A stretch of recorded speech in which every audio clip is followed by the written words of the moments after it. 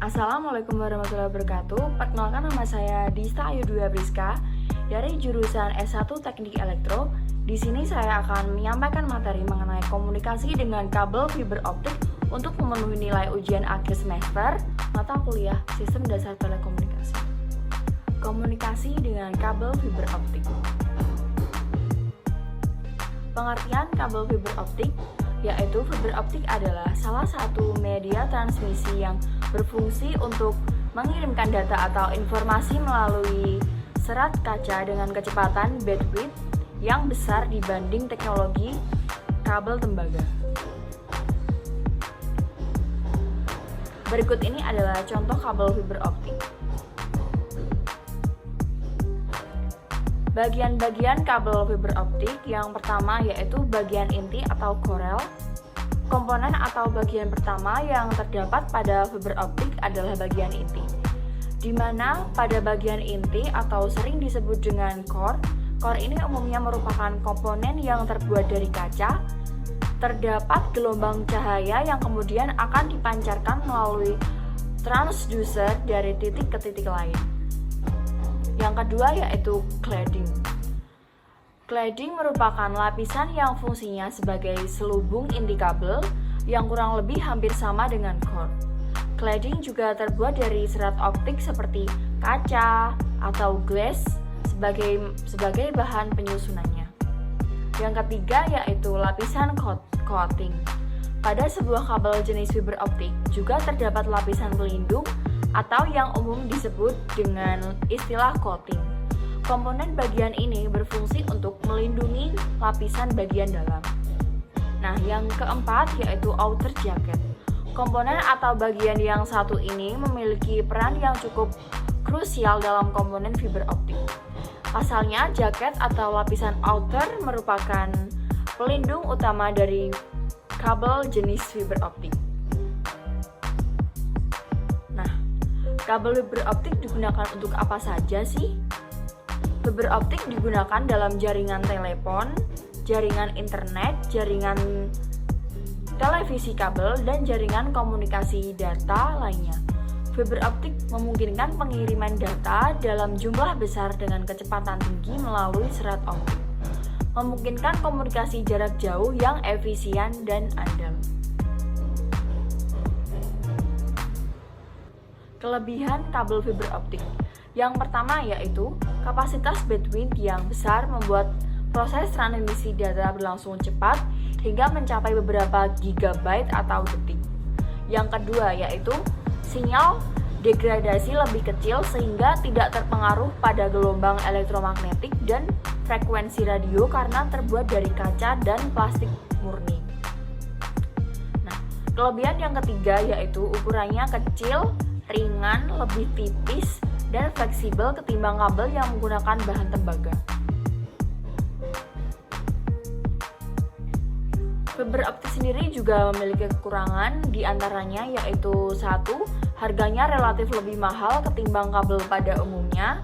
Yang kedua, butuh alat khusus dalam menyambungkan kabel fiber optik.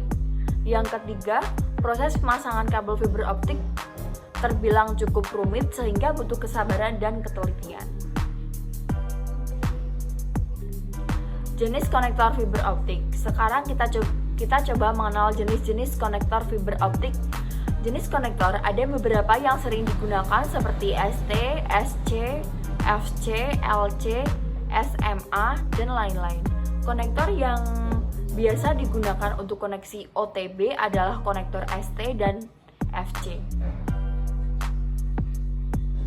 Berikut adalah contoh gambar untuk macam-macam konektor. Konektor FC atau fiber konektor digunakan untuk kabel single mode dengan akurasi yang sangat tinggi dalam menghubungkan kabel dengan transmitter maupun receiver. Konektor ini menggunakan sistem drat ulir dengan posisi yang dapat diatur sehingga ketika dipasangkan ke perangkat lain akurasinya tidak akan mudah berubah.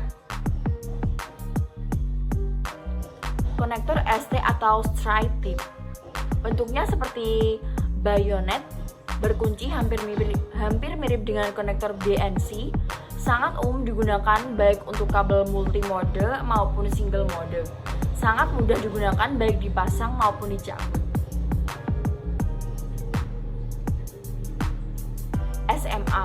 Konektor ini merupakan pendahulu dari konektor ST yang sama-sama menggunakan penutup dan pelindung. Namun, seiring dengan berkembangnya ST konektor, maka konektor ini sudah tidak berkembang lagi penggunaannya. Konektor SC atau subseiber konektor digunakan untuk kabel single mode dengan sistem dicabut pasang. Konektor ini tidak terlalu mahal, simpel, dan dapat diatur secara manual, serta akurasinya baik bila dipasangkan ke perangkat lain. Biconic, salah satu konektor yang kali pertama muncul dalam komunikasi beroptik, saat ini jarang digunakan.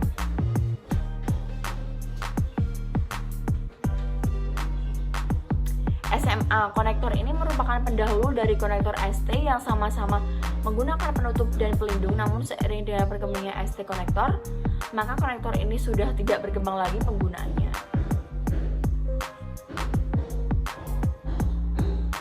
Kabel fiber optik ada dua tipe, yaitu single mode dan multimode.